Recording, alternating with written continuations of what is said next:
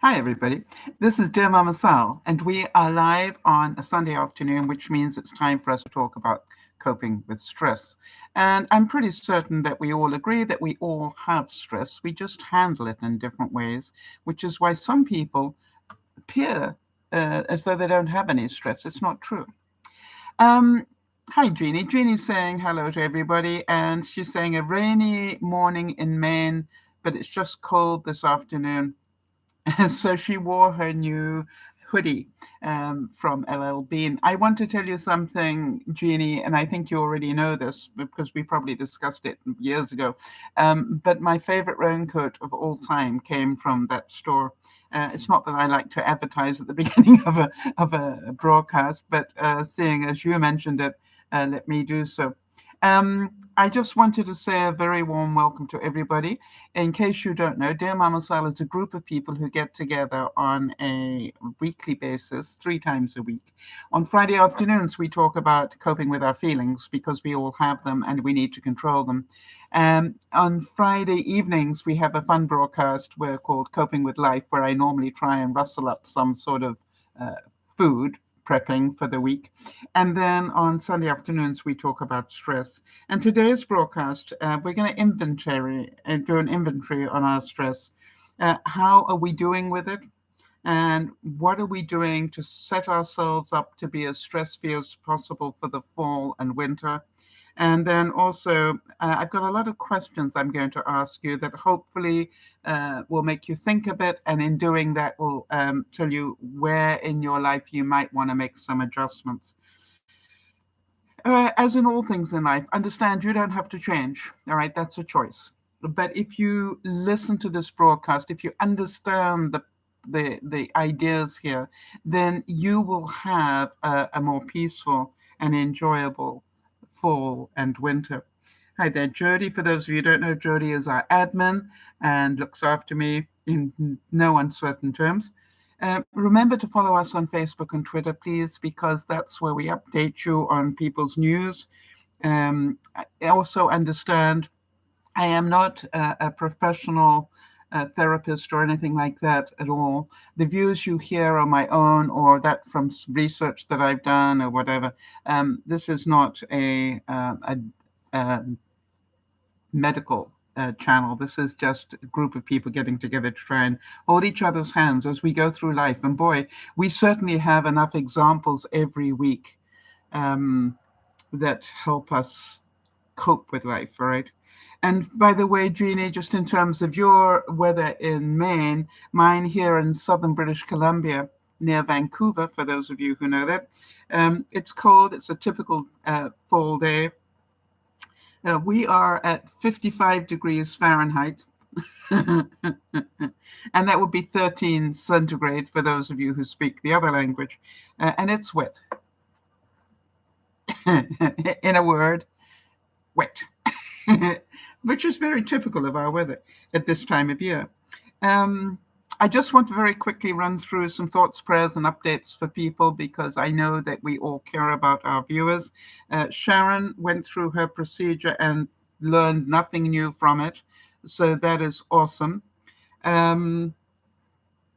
Jody was saying that she's just about getting over her whatever she had.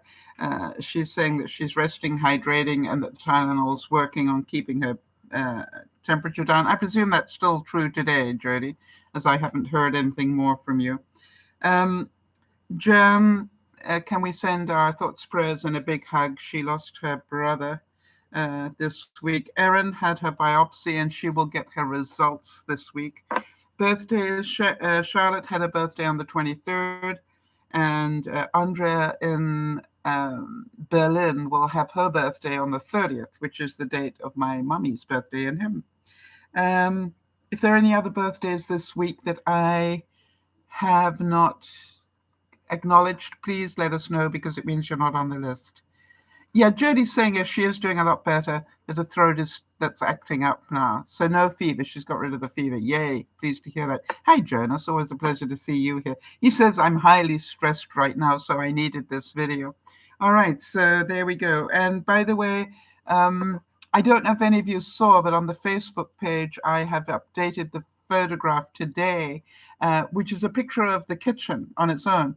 And that was done for me by Lynn, this anonymous person that sends me these things every now and then. And I'm a great believer in, hey, I know I have no idea who she is under another name. All I know is thank you. It's a really interesting thing. Thoughts and prayers for Kimmy. She had a house full of puppies, and this is the week that she has to start giving them away. And I'm certain we can all understand that that's pretty stressful when you've got that attachment going. In terms of stress, what was that thing about?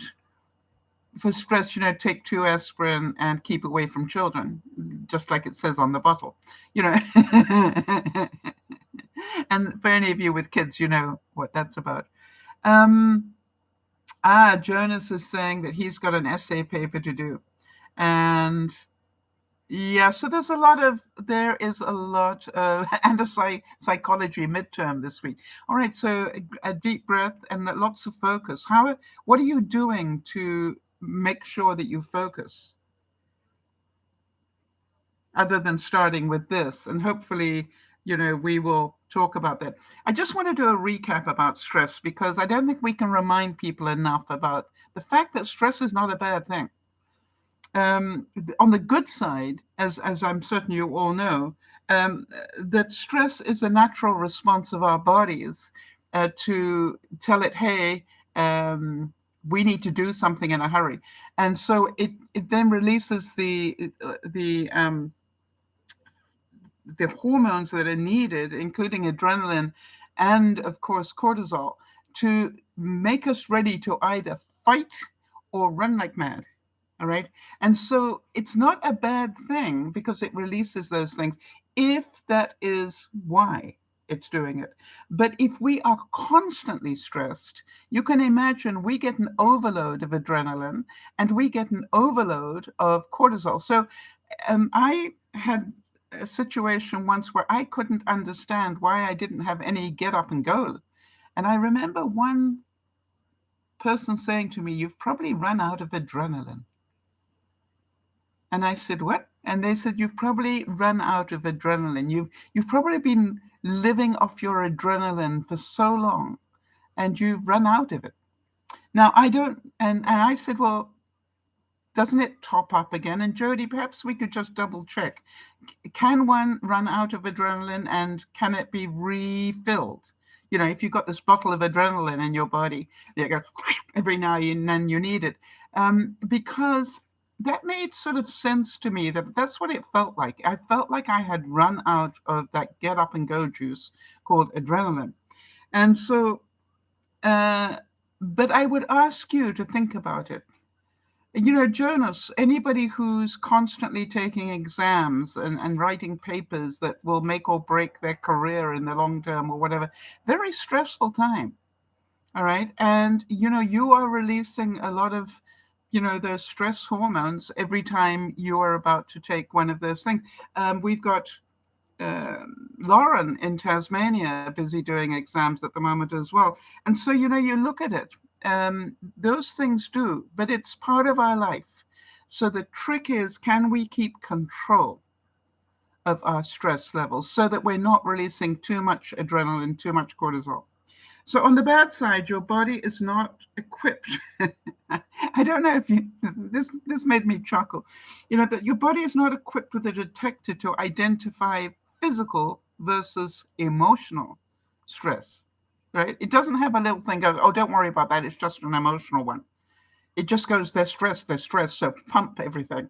And so, it would be helpful if we could, just not have our body react to the emotional stress. But unfortunately, it's not possible. And so what I would say to you is that it's really important for us to be aware of these things, all right? Just hold on a second, because as usual, I've managed to nuke something that I want to have in front of me. Oh, that doesn't help. Sorry, just hold on a second, please. All right, so let's say, for example, all right, hang on a second, let me just see. Jody's answering my question there. She's saying adrenaline fatigue and adrenaline crash are both very real. Most people with adrenal fatigue will recover quite quickly, but severe symptoms may take some months to recover, even longer. Yes, and that is the point that I want to make, that if we are constantly stressed, that can happen. Okay. And Jeannie's saying she went to Mass at 8 a.m. and cried because I'm worried about several things and I'm trying to accept what I cannot change. Yes, it's very difficult, isn't it? And, that brings me to mind, everybody, that we had a question from a viewer about what to do, for example, about a family member who was living in a what shall we say, abusive relationship, and they're in a different part of the world from them. And I was giving that quite a bit of thought this week, and one of the things that I would say is that it would be really important for the local police to know that that family member is living in that possibly dangerous situation. The reason I say that is I'm not sure how it is in the States or whatever country you may live in. In Canada here, if you go to the police and let them know that somebody is living in an abusive relationship, they actually put a red flag on it. So if ever there is an emergency call from that, they actually prioritize it, all right, because they know it could be a very dangerous situation. So I don't know if that is true where, in the States, and I don't know if anybody's got experience of that. But, that's one of the things where I think police departments are getting more and more aware and have better training about domestic dispute situations turning nasty.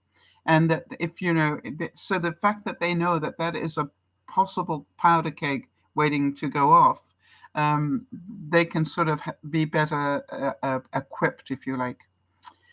So Jonas is saying that he, with his exams, I can't focus. That's why I'm stressed. I've listed all of my tasks in a checklist in order of priority, but it's still quite overwhelming. All right. And the reason is because you're not doing it enough. All right. And the reason I say that is that as Genie is saying, it sounds like you're very organized, but the possibility is looking at the list is going to overwhelm you. Doing the list is going to relax you more. Now, you also know that it's going to take you longer than you think. And so how many hours a day are you working on that list? And we don't want to lose you here today because it's always a pleasure to have you here, but you understand what I'm saying. And I found that I can have the best organized list in the world, but if I'm not working it, nothing's going to get done. All right, so now then, think about this, and I want to go back to your mind not being able to process. If you have had a fight with a friend, all right, your body does not know whether that is, you're really upset about it. Your body doesn't know if that's real or not, all right? Your body just knows that you're upset. And if you are upset, right, it's sending you the goodies to try and help you. Your body's always trying to help you in these things.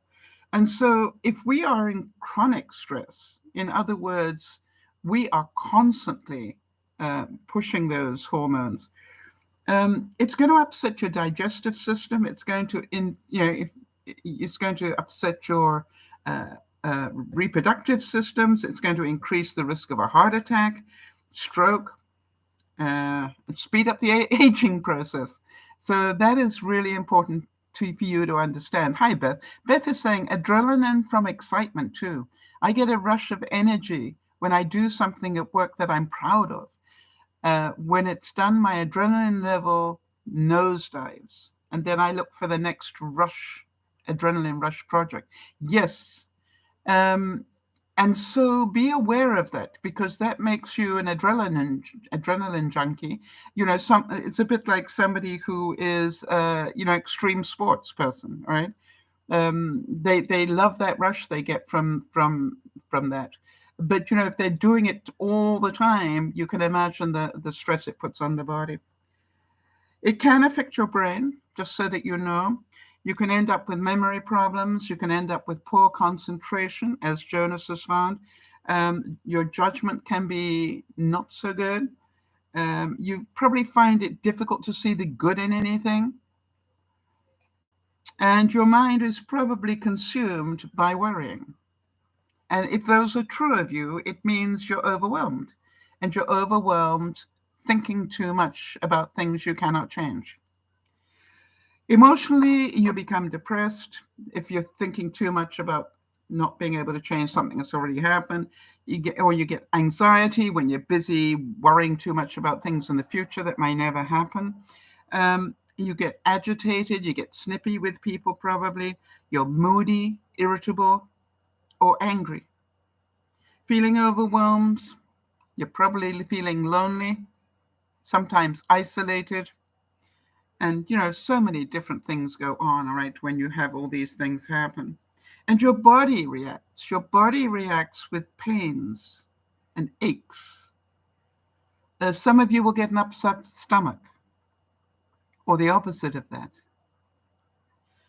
Some of you will suffer from nausea or other intestinal problems, all right, chest pains, rapid heart rate, all those sort of things. Your body does react. And take it on. By the way, Jody, colds and flu and normally attack us when we're worried about something else, as you already know. And then, of course, we do the compensatory things. But before I get onto that, let me see here. Jonas is saying, I'm doing it, but at a very slow pace. And that's why I've decided to start early instead of leaving it to the last minute. Well done, Jonas. That's what I call wearing your big boy pants, right? This is my first college essay, and I'm finding it difficult. There's a lot involved. Yes, I think a lot of people, that transition into college type work is pretty scary, isn't it? And by the way, it is your first one, so do the best that you can. But again, if you don't put in the work, you won't get the result. I got pretty stressed this week. I lost my mug. Yesterday, I couldn't find my mug. And I don't know if any of you can relate to that, but I went through my house 3 times and I'm going, it's a pretty big mug, Sal. It's got your name on it as well. Not only that, where can it be? I looked inside, outside. I could not find it. And then about 3 hours later, after I gave up trying to find it, I found it in the microwave. Now, I very, very rarely nuke my coffee, but I think I'd had some coffee and I wanted to use that and just top it up. It was just like, oh yeah, I'm happy now. I found my mug. And I was trying to work out how long it had been since I retired. And it's been 5 years. Can you believe it? 5 years in the end of July, and I missed it. So that's pretty amazing, isn't it? And the reason I'm saying that is because I know I didn't make this mug until after I retired, because I did it with my die cutting machine. So now then, talking about, when we get overwhelmed, we know that our processing changes, all right? And we get more pessimistic. We're negative about a lot of things. How about we get rigid? We're not as open-minded. We have negative self-talk. We're not kind to ourselves. You're stupid. How could you do such a stupid thing, right? Whatever. We have unrealistic expectations, Jonas. We have a list that's probably going to take 3 months, and we hope we're going to be able to do it in a week. Yeah, right. I know that one. And then, of course, perfectionism. It's not about getting it all done perfectly. It's about, can you get it done? And that all or nothing attitude that really creates even more stress. Beth is saying, my district manager told me to slow down. He let me know that he is leaving the company. He is warning me that the next district manager will take advantage of her being being a yes person. Beth, I've been trying to tell you that for a long time. And, I want to tell you that anybody that doesn't have very strong ethics, will use you to the best of their ability, and they will push you to the best of your ability. And, I found that out the hard way. Beth, I've told you the story before, that I did the work of two people for a long time, and I got results nobody else could get. You know why? Because I worked way longer than anybody else did. And you know the story, Beth. We are a lot alike. And then one day, Beth, it all came crashing down because I couldn't do it anymore. My body gave out on me, and I just couldn't do it anymore because I didn't pace myself properly. I was so busy, with that adrenaline rush of being able to do stuff that nobody else could do and inspiring people around me to do things they'd never been able to do. That was a big rush for me as well. And then one day I just didn't have anything left. Yep, Beth is saying, oh yeah, I'm running 2 stores right now. 3 more store managers quit. All right, so just be aware. I know you're a smart cookie. So the top 10 life events for adults that can contribute to your illness, all right, in terms of stress, are number 1, the death of a spouse. I think you all know that. Divorce is second on the list. Marriage separation is third. Imprisonment is fourth. Fifth is death of a close family member. Sixth, injury or illness. 7, marriage. Amazing that that's number 7 on the stress list, right? And then 8, job loss. 9, marriage reconciliation. And 10, retirement. Now, I don't know about the rest of you, but that's a very strong message for those of you who are married. If you're not doing a lot of stress management, it's amazing how many of those top 10 stress creators are to do with marriage. Yeah, financial debt, it doesn't even come in the top 10. Isn't that amazing, Kimmy? Good point there. Some people, and this is the point that Beth is talking about, yet some people thrive on excitement, all right, and a high stress lifestyle. I definitely did, no doubt about it. Beth does. Jody has told me that she also, loved that high stress achievement, work long hours, really made you feel like you were doing something of value. And so Beth is saying, imagine the stress level of this. They are down to only 8 store managers for 15 stores. Yeah. So you want to be a good person, right? And help out. But on the other hand, look at the price that you pay. And of course, you have to do it because if you don't train your managers, how are you going to have managers for those stores?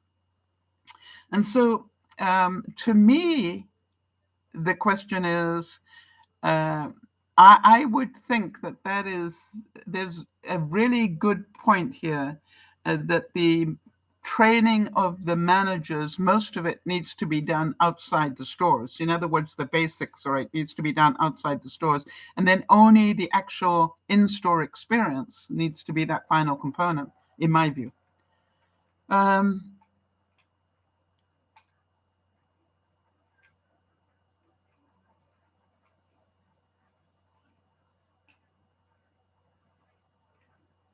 Oh, isn't that interesting? Beth is saying, listen to this, that Charles, her husband, does a wonderful thing. He's saying that, every time he calls her at work, somebody will call her in the store or whatever so she can take the call. And by the time she gets to it, he's already hung up. But he has already indirectly told her that he loves her. It's taking a toll on him as well. Yes, of course it is, Beth. So be aware. Now, I wanted to just give you an idea of something practical in my life, and I'm going to try and pull up the map for you so you can see. I think some of you know that my brother is about to undertake a huge trip. and I just want to show you where he's going. There we go. See if I can get that picture up for you. For those of you who know Africa, all right? And he's starting off in Cape Town in South Africa, and he's taking a trip on a train that will take him all the way up to Dar es Salaam in Tanzania. Now, that trip is going to take about 3 to 4 weeks, I think. And you probably can't see, but I want to tell you that will take him through the whole length of South Africa, take him through Botswana, Zimbabwe, that used to be called Rhodesia, Zambia, and then into Tanzania, and then through to the port of Dar es Salaam. And as some of you know, my brother does not believe in taking the vaccine. He has been taking that pill that, quite honestly, is was a deworming pill that they have found seems to be effective and in terms of COVID. So, can you all agree that whether or not I worry myself sick is not going to affect his trip at all unless I am stupid enough to keep nagging him about it? And nagging him about it is not going to make him change his mind. Agreed? Can you all see that? So my choice is what I do to myself. Now, think about this. I can choose to be worried sick, not only for every moment of the next 3 weeks, as he's cocooned in, a train, or I can nag him, which will destroy our relationship. Or I can just go, he is not a stupid person. He obviously believes that he is safe. And how many of you know that sometimes even that it makes a difference, right? If you think about it. So I choose whether or not to worry myself sick. And I choose not to. I choose to follow the journey with the pictures that I know he will put up on Facebook, and to pray that he is safe and has a wonderful time. Yep, Kim, there is a infacitin, I think it's called, something like that I know that has had some coverage in the States about its validity or non-validity. But he's in South Africa, and they really do believe that this thing is effective. So he has chosen not to have the vaccine, but he has been taking, thank you, ivermectin. So, it's just like, I can't change it. He's not going to have a vaccine because I want him to. So, but can you see that it's up to me now as to how much damage I do to myself? Can you all see that?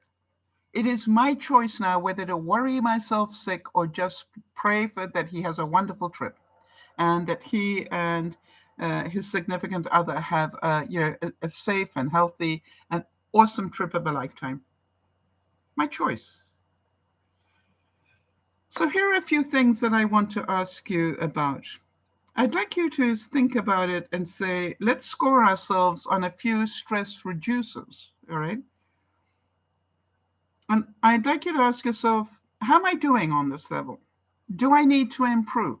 And if so, how am I going to incorporate it in my life? So the first one, they say that if you have a strong network of supportive family and friends, it's an enormous buffer against stress. Now, let me ask you, because you've all got, presumably, a support group of some sort.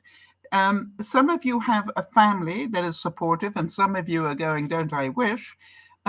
So why does that help you with your stress relief? Let's get some input from you. What is it that you have found having a support group does for you? And I would like that input, because I don't think enough people realize how important it is. All right, so Beth is saying her husband is not vaccinated and will not take it. I'm around tons of random people, but he still won't do it. His choice, nothing I can do about it. Yes, except pray. If you're capable of praying, then pray that he stays safe and that you don't give it to him. Can you imagine, how difficult that would be for you, Beth? But on the other hand, Beth, that's beyond your control, right? If he chooses not to, then it's beyond your control. There's nothing that you can do to make that different. So good for you for being able to process that. So for those of you who have support groups, I want to tell you, I'm very fortunate. I have all sorts of different people who support me at different levels. And for that, I'm very, very grateful. Some people that I can vent to, some people that I can, I actually have other people that I talk to and go, what am I missing here? Right? In other words, I've processed this, but I'm not sure I've thought of all the angles. So I've got other people that I will go to and go, okay, fine, this is the situation. This is what I've managed to work out. What am I missing? And, quite often they say nothing I can think of. And I go, okay, fine. Then I can make some decisions. All right. But first, as you know, first I want to make sure I've looked at all the different angles, because that helps me reduce my stress. And I would say that if you haven't got a group of friends, how would you rate yourself? Let me ask you that. In terms of, that you've got a good network of family or friends, how would you rate yourself on a scale of 1 to 10? Would you say that you're about a 5 out of 10 on that? Or 2 out of 10, maybe? And some of you, maybe you rate yourself 8 or 9 out of 10. How would you rate yourself? And it's important to ask the question because it is important for you to know it's not about the truth of it. Some of you might have very few family and friends, but you feel like it's really supportive. So you might have just a few people, but your support level, as far as you're concerned, is at 8 or 9 out of 10. Some of you have got more friends than you can shake a stick at. And yet the actual support level you have probably isn't as great. And so, it's about the quality as well. Kimmy is saying the majority of the town that I live in had been vaccinated, and nothing can be done to do except take care of yourself. Yes, and that's what we're going to be talking about, Kimmy, exactly that. So I would say that, quite honestly, as you know, this is the 1-year anniversary a couple of days ago of the fire in my house, and Genie had the same situation not so long ago. So we're looking at it. We survived that. I think our stress level and our ability to cope with stress has improved over the last year because we had to learn how to do that.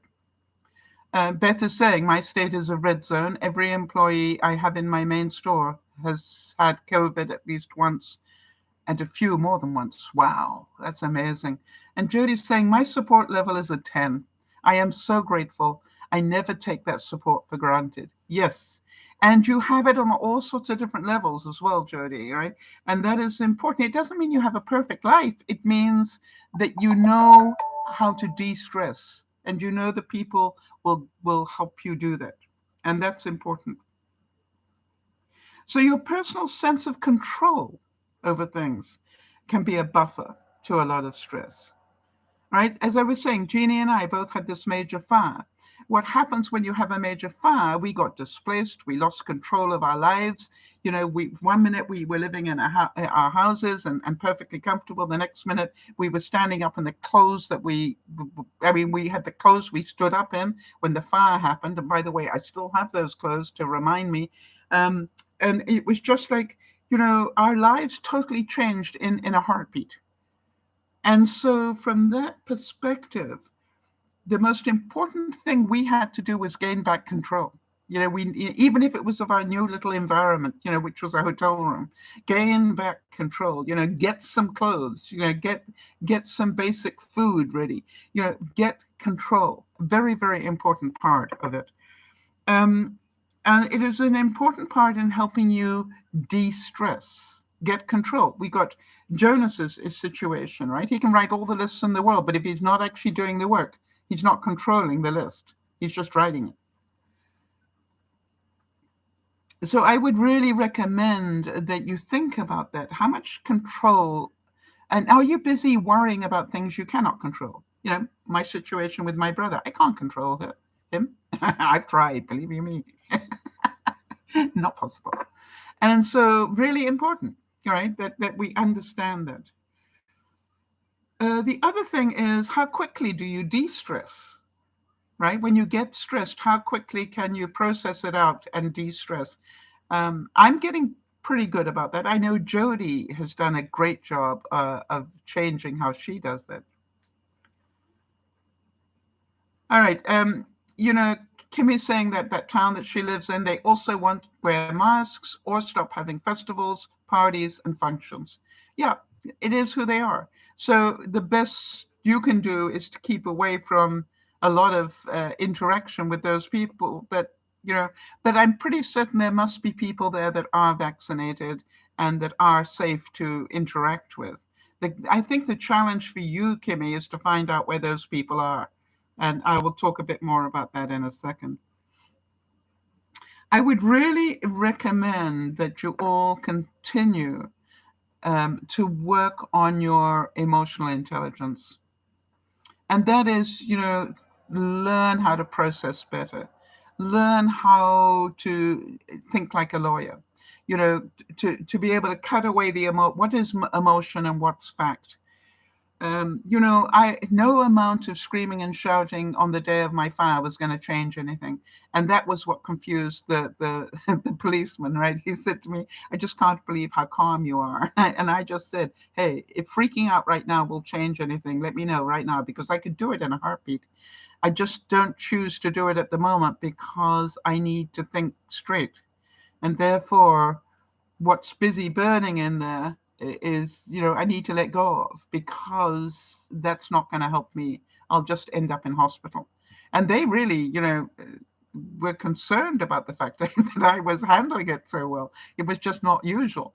And if you remember, even the insurance people commented on it, and that I could be funny the next day.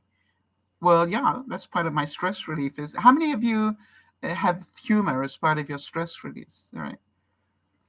Beth is saying, if my husband gets sick, I will take care of him. But at this point, it's more stressful to try and make him get the shot than it is to just go with the flow. Yeah. And I think that's what we have to let go of, right, Beth? We have to let go of what we cannot change and go with the flow with what is happening. Ideally, same thing as I'm doing with my brother, right? No amount of nagging is going to change it. It's just going to damage the relationship.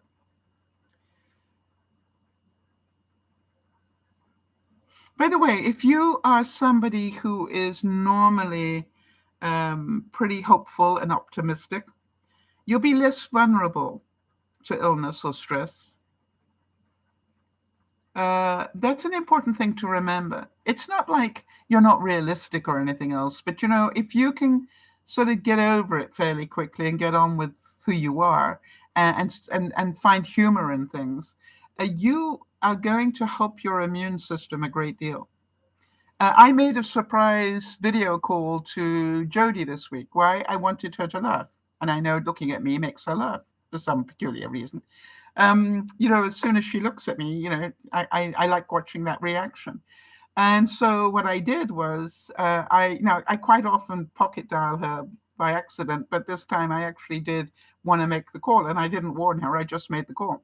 And but it was delightful, to watch her face react and see her laugh and smile. And that was exactly what I wanted, because I know she's had a difficult week this week. And, I was aware of the fact she had a sore throat, so I understood she wasn't necessarily that comfortable talking. And so I did a lot of talking as usual. And she's saying now that was a fun call. Yeah. And I just wanted you to laugh because I knew that would be better for you than anything else I could do. And, very important, right? Do you know how to calm and soothe yourself? We all have different things. We all have different things that work. How many of you know a cup of coffee for me does a great deal? Right?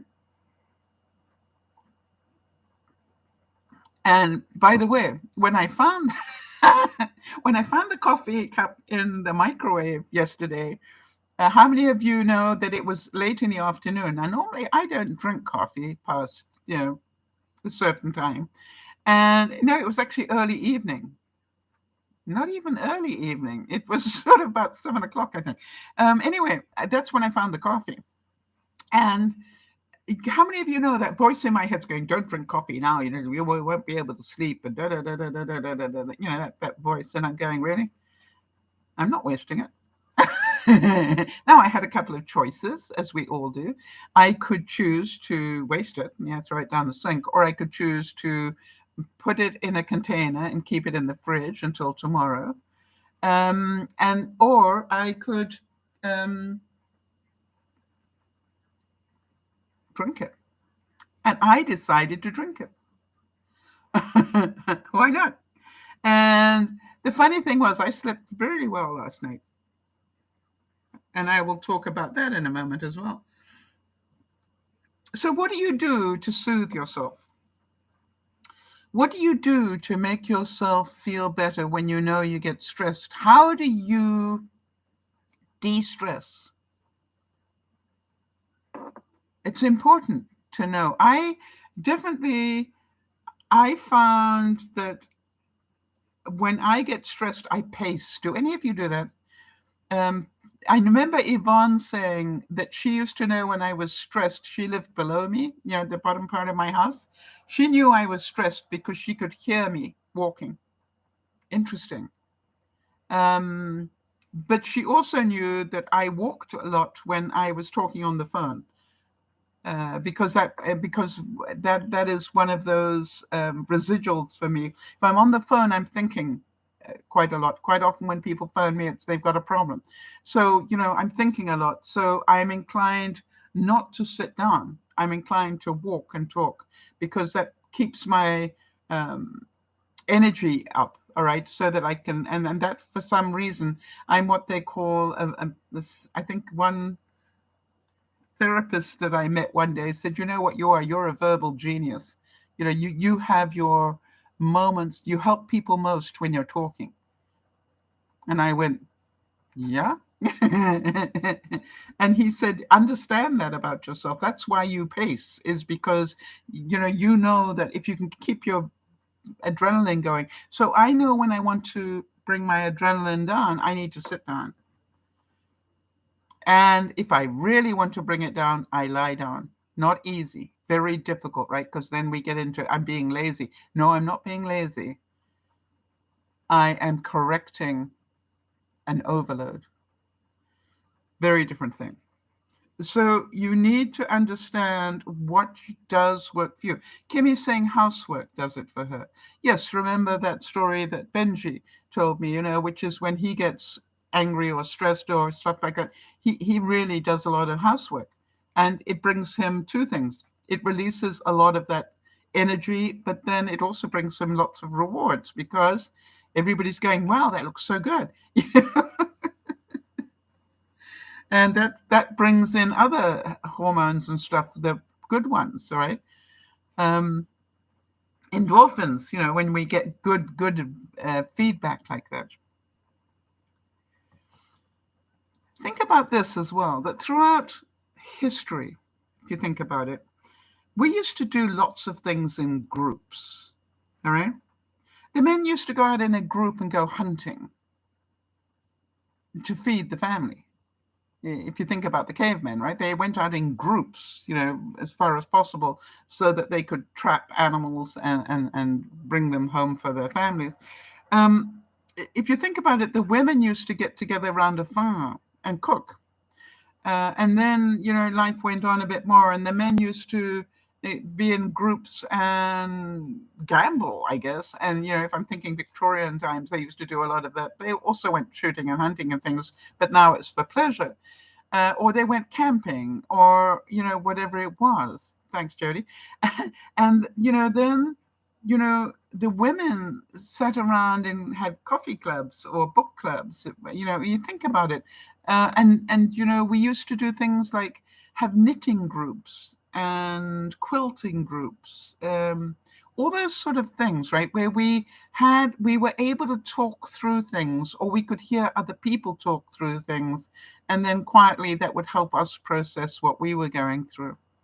And in today's society, we've lost a lot of that, haven't we? We've lost that group interaction, that group de-stressing possibility. So my question to you is, what are you doing to create more of that? Now, we do Dear Mama Sal, where we all talk together about things that are affecting us. And by so doing, we're helping the people who may be sitting in the background listening to this and not necessarily participating, but that doesn't matter. The main thing is they're listening to the ideas and the input of the viewers. And so understand that the society has changed, but if we don't create those groups in our lives, and we can create, groups online, or we can be part of groups in face-to-face. I think it's really important with the fall and winter coming that we rethink whether or not we're going to join a group of something where they meet face-to-face. All right. Before we get locked down again, before we get caught up in another major pandemic wave made possible, what are we going to do to get us out of our environment, that we don't become hermits in our homes if we don't need to be? Now, some of you will volunteer because that gives you, jollies. It's really important for us to think about that, all right, which is, will volunteering, yes, a lot of people get relaxed by helping other people, and that's a wonderful thing. I also would like to say that your knowledge and preparation has a great deal to do with de-stressing. Every week we talk about be prepared, not scared. And I would like to say that it's really important for us to be prepared for the fall and the winter as far as we can. I know, for example, for those of you who've been into hospital recently, being prepared, and we're able to do that now with our technology, where you can actually check to see what's going to happen in that sort of an operation. You can do it online now, that we couldn't have done in my mother's time, but we can. We can go, what exactly are they going to do? And they've got videos and charts and all sorts of stuff, and you're going, okay, now I know what they're going to do. In some way, that helps us a great deal. Genie's saying nightly prayers help her. Yes, I think quite a few people, the people who are fortunate enough to have faith, all right, they get a great deal of relaxation for that. And by the way, how many of you still get down on your knees to pray, those of you who do pray? And one of the things that I've found, and I don't take this the wrong way, but one of the things I do every day is, before I make my bed in the morning, I get down on my knees and get up again, and get down on my knees and get up again, and get down on my knees and get up again. It's part of my routine. Why? Because I want to make sure that if ever I fall, I can get up from the floor, as long as I'm close to a bed or a couch or whatever. And, that is a routine that I do, I would think probably 3 or 4 times a week minimum. And I won't do it once. I'll get up and down 3 or 4 times while I'm at it, and then I'll make my bed. So do you understand? That's being prepared, not scared. And immediately Kimmy is saying, I have bad knees. If you have bad knees, then obviously you don't do that. But do you know how to get up off the floor if you've got bad knees? Right. And Jeannie is saying, because I have bursitis, I also don't kneel. Yes, but my question is, do you know how to get up from the floor without kneeling? There are some wonderful videos online about how to do that. And I'm fascinated. And I study that as well in case I can't kneel anymore. Luckily, at the moment, I still can. How many of you are feeling prepared for Thanksgiving and Christmas? Because if you feel that you are already fairly prepared, you're probably going to be quite stress-free during that time as much as possible. For those of you who are going to leave those things to the last moment, it's going to be stressed. Yes, Jeannie's saying, yes, I can get up and down without much trouble. That's a really important thing to keep doing, Jeannie, just so you know. As we age, and I think you and I are fairly similar age. Am I wrong on that one? I can't remember. Anyway, I'm 74. And to me, being able to get up and down, because I live on my own, being able to get up and down from the floor is a very important part of my life. And it will determine how long I can look after myself to be able to do that. As some of you know, I got myself an air glider machine. It's like an elliptical that doesn't go around. It just goes like this, so that I can keep my core working during the winter months, right? I'm preparing for that. By the way, I for those of you who like my little hints and hacks stuff, I put my motion detector light here because I bought myself a couple more this year. And the reason is, I'm going to see if I can make it dark. Yes. All right. This is,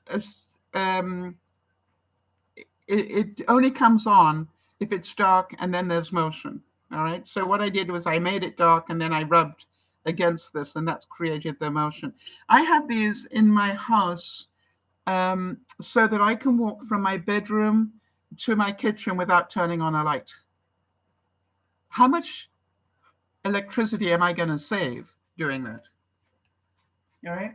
Where in those dark days of winter, I don't have to have lights on in places where I'm not going to be.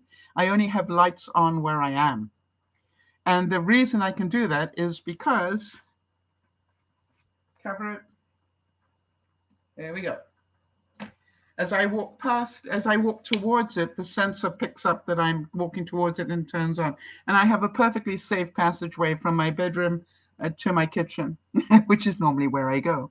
I have one in my laundry. So because I've noticed that my laundry light is at the wrong end of the room. And so what I like is that when I walk into the laundry now, a light comes on that gives me enough light to get to turn on the main light if I want to. But on the other hand, what I find is I normally can, if I need to get into a cupboard there and find something, what I will do is actually take this. Let's hope I can make it work now in the light. It's difficult. There we go. And I can use it as a flashlight. Why? That's another reason why I like them.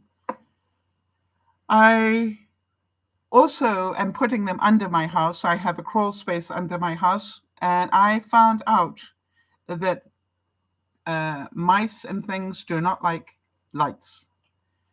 And so I'm putting motion detector lights under my house this year to deter the mice from using my home as a hotel.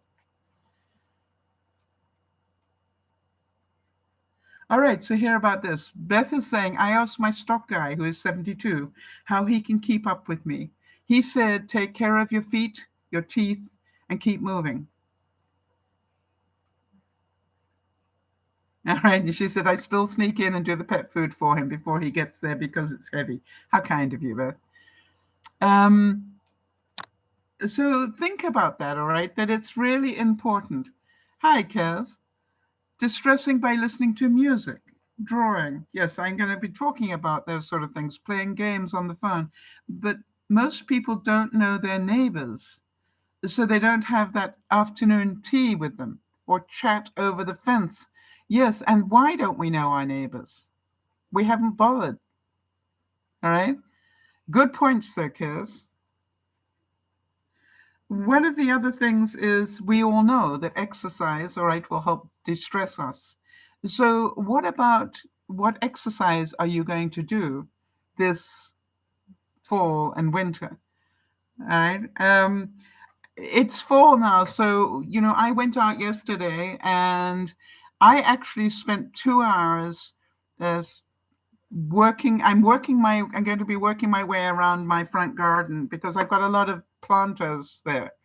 And I knocked over 2 of the planters onto a tarp and, took all the earth out turned it back again, put in a thick layer of, you remember I mulched a whole lot of leaves last week? So I put a thick layer of that mulch at the bottom because that's nice organic stuff. And then I just sort of sorted out all the roots and the stuff that was going on and the grass that was growing and the weeds, and so forth. Then put everything back in again. And now the next time I mulch leaves, I will put a thick layer of mulch on top, ready for the winter. All right. And that's good exercise, people. Genie's saying, I enjoy going grocery shopping, making a list and then going. Yes, from one end to the other. I must admit that when I do go grocery shopping, I make it an event. I agree with you, Genie. I will walk the whole store aisle by aisle, not because I need to, but because I know it's good exercise and it's warm and, it is it is a great place. A great place. I used to have a friend of mine who lived in Maine, and he always said that whenever he wanted exercise, he'd go to a mall in the middle of winter in Maine, right? Because there was normally music, and it's warm, everything was good. Beth is saying music is great. My staff will sing 70s music while we stock. We don't sound great, but the customers love that we're having fun while we work, and sometimes they join in. Spread the joy no matter what. Yes. I want to tell you, there is one gas station on my way between where I live and going down to Benji and Judy's, and I always go there. And the reason I do is while you're filling up with gas, they're playing music from the 60s. And I know all the words to those things. Some of it's from the 70s, but it's that era. And I guess they know that most of their clientele are of that age. So that's a great thing to have. And, I sing along as I fill up my car. And I told them one day, the reason I come here is because of the music. So really good. Jeannie's saying her grocery store is chilly, but very clean. All right. So we have different experiences.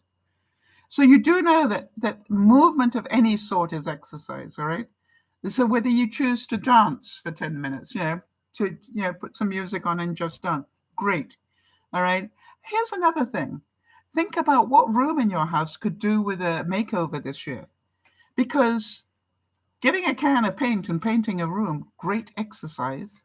And boy, the results of it will absolutely stun you. I want to tell you that I think a can of paint can do more for a room than spending a fortune sometimes. Just the fact that you do that. And by the way, how about maybe getting new slip covers this year? All right, and have the ones that you can wash regularly. Why? You can sort of change your color scheme every season. If maybe once a year you buy a new color for a new season. Last year I bought red ones for the winter, so I've got those now. Beth says if I dance, I look like I'm having a seizure. As you know, Charlotte, our viewer from New Brunswick, she made a commitment to herself that she would go out of the house for 30 minutes every day, and she lives in very harsh climate. Regardless, right? She would not have any excuses. She would go outside for half an hour every single day. Rain, snow, sleet, hurricanes, whatever. She went out for half an hour every day. How many of you know that fresh air alone is a stress reducer? How many of you know that when you don't have to do housework or take telephone calls or whatever, when you're just outside and enjoying nature, that is a natural stress reliever. All right. And think about that. Jeannie's saying one job she anticipates doing is getting curtains all over her house. Yes, you're going to be making those this winter, I presume. Jeannie, did I get that right? Kimmy's saying she painted her kitchen. How did it feel? And I'm constantly going, what's the next room? The next room for me after I finish the studio will be my laundry. Why? Because there was one wall, for some reason, there was one wall that was not repainted. Of everything that was painted, and the reason they didn't repaint it, it had cupboards in it. It's like I've got my laundry washer and dryer on one side, and on the other side it has cupboards, and those cupboards were painted with, you know, good paint, and therefore they washed them all, but they didn't repaint them. So I'm going to be repainting them. Now I've already, started working on Be Prepared. I'm already working out how many new hinges I will need, right? Because if I'm going to do it, I might as well upgrade the hinges.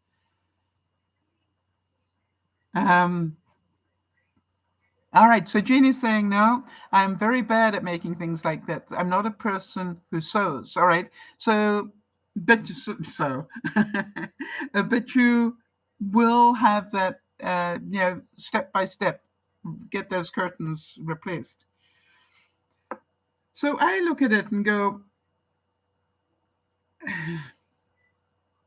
my sister does incredible things. It amazes me, right? She has a choir a small choir, a local one, that she has created that meet in her house, and they sing. All through the pandemic, they sang outside or in her garage, but they carried on singing. She said that she used to have about 20 members, and she's now down to about 12 because of the pandemic. But even so, they get together and sing together. How many of you can understand very social, challenging, creative, musical? It has a lot of components in it. And by the way, they always have tea afterwards, and stuff. So very clever. And then she also has a fun and games night, probably twice a month, where people come and they play, all sorts of different games. And she's got a table tennis table downstairs, and she's got all sorts of things that they come and they just meet, have tea. It's a social thing. And so she's constantly, and then she invites people over a lot. All right, so she's constantly mixing with people and getting other people's views and entertain. She loves to entertain. And can you understand that that's good for her mental health? Genie's saying, but I do have York to put up nails and things and put up rods before the actual curtains. Yes, so you've got stuff that you will do. And by the way, putting up rods and things, all exercise. You see, that's what I want you to think about. And by the way, you standing there going, no, it needs to be a bit higher. No, left hand down a bit, or right hand down a bit. That's all exercise if you think about it. All right. Cleaning the windows, throughout the house during the winter. Great exercise. Think about that. Kiz is saying it's spring here. I'm going to be walking the trails that goes through the mangroves into the parks. That have a lot of trees, no maple, no magpies that swoop on you and hurt you really bad. They're protecting their babies. Exactly. So for those of you living in the southern hemisphere, think about that, right? That you've got the opposite, where you are now about to get out and have lots of fresh air, which is wonderful. But if you think about it, my sister makes an absolute plan to not be alone. So you think about that. By the way, did I mention she's 80 and she does all of that? And she has at least 1 or 2 groups of people come to her house for something every week. And she cooks for them and entertains them and does whatever. And for those of you going, I think that's pretty impressive. So do you know that our senses help us calm down? I didn't know this. Mind you, how many of you know that if you're singing a song that you really love, you're sort of happier, right? How about, for me, the smell of good coffee? That first cup of coffee for me is just wonderful. And I savor it.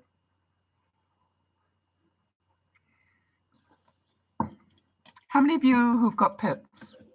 Right? Pets, wonderful stress relievers. They can also be stress creators, but, stress relievers. Everybody has a different sensory way of, that will relax them. For some of you, it's aromatherapy. All right. I love a nice smell in my house. I don't know about you. So, for those of you, maybe it's time to bring in a couple of scented candles, or maybe you want to start making a couple. That's an important thing as well. I intend to do some making new candles for myself from some older ones that I just want to revitalize and put new perfumes to them. Maybe some of you want to go back to knitting and crocheting for the winter for a change. How about I've got a neighbor. She and her husband do an incredible amount of jigsaw puzzles during the winter. Just amazing amount of jigsaw puzzles. They're always doing one. And if you go to visit them, sometimes I go over there and just sit down and join in. Why? Because I enjoy jigsaw puzzle. And I know some of you are immediately telling me why you can't. I don't have enough room to do jigsaw puzzles, whatever. I'd like to say, think about that. Because today we can do jigsaw puzzles online if we want to, or we think about, the last time you got a big Amazon box, why don't you keep one? After you've broken it down, keep it, and then use it for making jigsaw puzzles. And then, so it's strong enough that you can put it somewhere else if you need the table for entertaining or something. And so to me, it's really important. Yes, some of you are thinking crocheting. Jodie's saying she's thinking crocheting for the winter and doing some cross stitch. Yes, that'll be very good for your arthritis too. Maybe some of you want to go back to playing the piano if you have that talent. All right.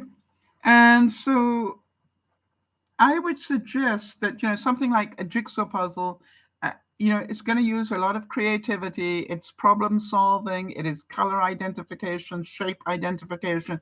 There are a lot of good things about doing jigsaw puzzles.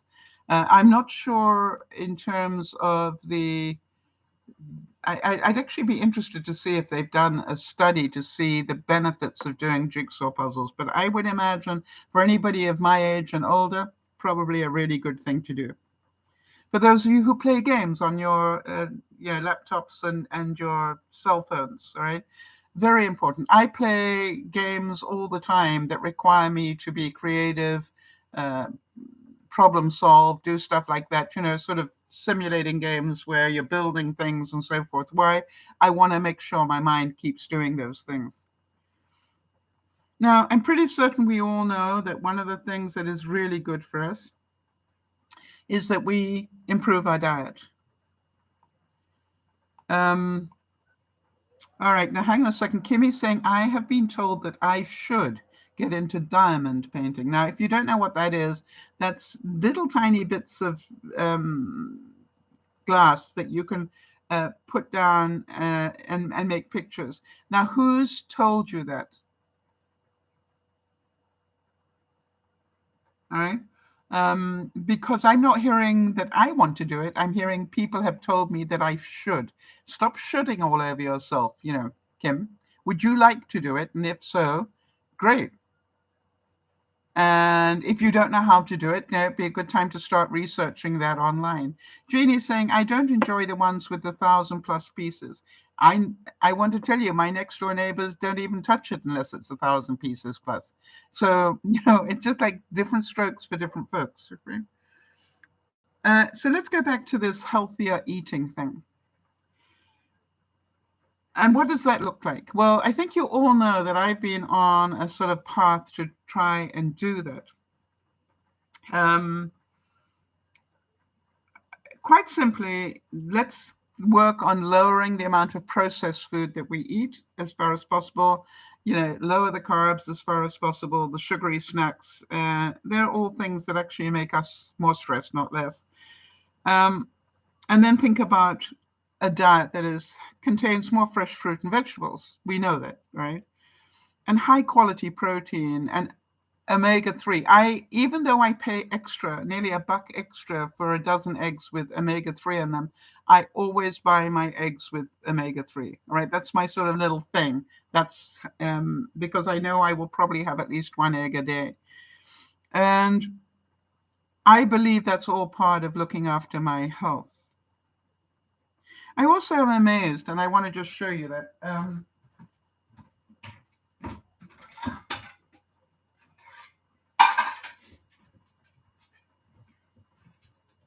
5 years ago, when I retired, this was my dinner plate, right? A normal dinner plate.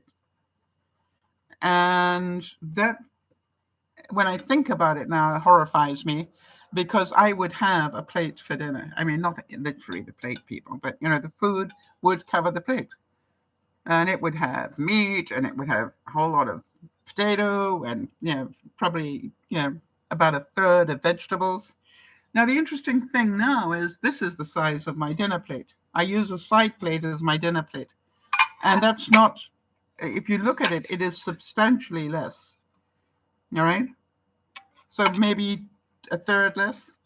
And what I also notice now is what's on it is different. All right? I now use meat as the addition to the vegetables. Right? And so you remember the pork tenderloins that we were playing with again on Friday. The one pork tenderloin, just so you know, hold on a second. Let's put that there for a second. All right. I actually cooked up the other half. And so I created 4 complete meals from what we did together. All right. And then I already have another 4 helpings in baggies in my deep freeze. So, and by the way, those 2 pork tenderloins came in at a cost of $16 Canadian. So that's quite good value for money.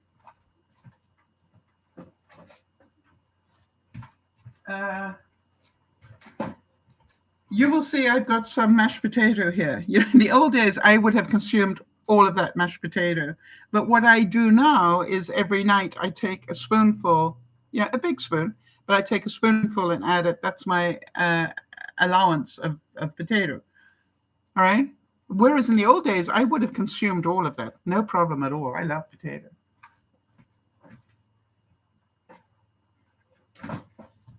So it wasn't an easy shift for me, but I can see that it's working, because I just eat differently. And by the way, I still use my big plates, but I use my big plates for my evening snack, which is fruit and cheese. And I'm allowed 5 crackers a day, and my 5 crackers. And then I have a little bit of that jelly that we made to dip my fruit in. Very nice, right? Right. And so I think it's really important. Yes, Genie is reminding me that she loves to cook for other people. And so this is important. And remember Benji's rule, all right? And I always call it Benji's rule. The more color you have on your plate, the healthier it is. And Kimmy is saying, again, meat is so expensive, even the cheap meat like hamburger and pork chops and chicken. Not only is it expensive, Kimmy, it is more and more difficult to find it. So my question is, what do very poor people around the world eat when they can't afford meat? All right, think about that, right? A lot of them eat fish more because they can't afford regular meat. A lot of them make curries, vegetable curries. A lot of them make lasagnas, stuff like that, all right, that requires very little meat. I've started restocking up my pantry with, hang on a second.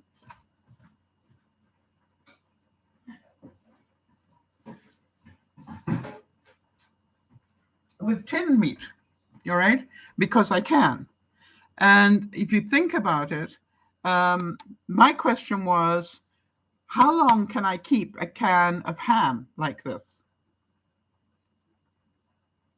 Now, I'd like you to do your own research on this, but I looked that up, and they tell me that if you have got cans of meat and the can is in good condition, it basically even though it's got a best by date on it, it basically can last almost indefinitely. All right. So I think it's really important that you understand that even though you can't buy meat, you can still get protein, Kimmy. That's what we're saying, all right? Use more beans, use, eggs, think about the stuff. So many, I always think to myself, what do people who can't afford to eat meat every day, what do they do? Out in the Bundu in Africa, what do they do in China? They have more rice, they have more beans and things like that. That's where they get their food from. So it's not that I can't afford it. It's about, it's healthier for you not to have it. So this is like, if you think about it, the more difficult it becomes to get meat. And by the way, have they got non-meat alternatives these days? I haven't actually tried them yet. I haven't been that brave. But I like seafood. So, I can order up prawns and stuff and be perfectly happy. And lastly, I want to say, please be aware of how important your sleep is. It's a great stress fighter. And you control what time you go to bed. All right? When you think about it, right? You control how much you want to binge watch tonight or not. And, there's a reason why they say sleep on it. Why? Because after you've had a good night's sleep, you see things differently. Now, I want to tell you that I used to have a very fitful sleep between sleep apnea and all sorts of other things, the stress going on and everything. And then I got to see Lauren's sleep pattern. So she's got a watch and it shows her sleep pattern, and I've got mine. And I was so envious of her sleep pattern because she went into deep sleep so quickly when she went to bed. And I spent a lot of time researching how to do that. And I am pleased to tell you that I now have a sleep pattern that's very different. And it's not by chance. I have really worked at it. Let me see if I can find it for you.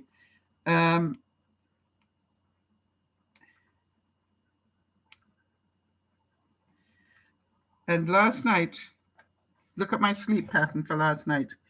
Do you see how many times I went down into deep sleep, and I only woke up a few times during the night? Now, in the old days, I'd be waking up all the time. And now I get a much better quality of sleep. All right. So Genie's saying she tries to eat about 3 fruits a day.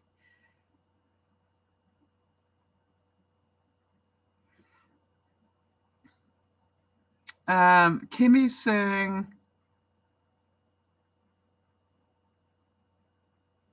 their program, which program is that, Kimmy? Their program says to eat meat and less carbs. Yes, more meat and less carbs. Yes, if you can, but it's actually protein, less carbs. So the protein can come from eggs. The protein can come from legumes, the beans, and so forth. The protein can come from, what else, Jody? It doesn't have to be meat. It is protein that you need to eat and less carbs. I allow myself 1 slice of bread a day, all right? And as you know, I allow myself some crackers with my cheese at night, right? I've created a daily diet that works. So it's not that you have to have meat every day. No, you don't. The caveman didn't have meat every day. Yes, apples are great in the autumn. I have 4 apples in my fridge all the time. All right, I love apples as a snack food. That's why every night, I have extra fruit. I have stuff like that. I have fruit. I have some cheese. Cheese is protein. So now, and Kimmy's saying, that the movie Fat Fiction. All right, I want to tell you, Kimmy, you can see more different diets and more different what's right and what's wrong on YouTube these days than you can think of. And the truth is, all right, think about what you can and cannot eat. All right. Don't worry so much about a diet. Think about a lifestyle. All right. Kimmy's going candied apples during October. Well, for a lot of us, we're trying to stay away from the sugary stuff. So, the candied apples, maybe one, as a treat, but that's pretty high in sugar, fructose, right? But and Jeannie's saying, why do I keep my eggs in the refrigerator? Why not keep them in a bowl? I get a lot of trouble with fruit flies in my life, so I try to keep as much as I can in my fridge. That's the only reason. And by the way, when my fridge is very full, they normally do stay out. So if anybody's got a really, I've tried so many different ways to get rid of the fruit flies, but boy, mine seems to be there all the time. Now, I do need to go pretty soon because I am going to go and have Chinese tonight with my friends. Kez is saying, I forgot when talking about de-stressing to include fidgets, which kids are crazy about. Yes, I haven't got mine here. I think Jody sent me one, or Pat, somebody sent me one. Anyway, those little things that oh, there it is. It's right here. It must, so these things, right? Is that Kez? Mine apparently, oh, there we go. Kez is saying, and I substitute a lot of white foods for whole wheat meal, all right? I'm going to cut up fruit and vegetable snacks. Absolutely. That's being proactive. That's saying, hey, when I pre-prep my food, it is more healthy. And the only thing I'm saying is, if you want to eat more healthily, look at your plate. Let's say, for example, I make one of the best mac and cheese that you can think of. So Yvonne tells me. But when I look at mac and cheese, what color is it? Mostly white. So what do I know? It's not healthy.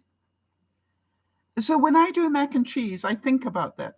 And what I do now is I top it with tomatoes.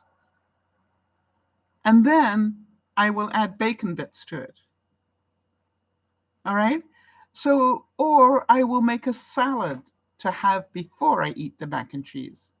A colorful salad, all right, is wonderful. So think about, it's not that you can't eat, things. It's about be sensible. I make my mac and cheese when I make it. I make it in a jar this big, right? I love mac and cheese, but I make it in a jar this big, so I can't go back for seconds and thirds.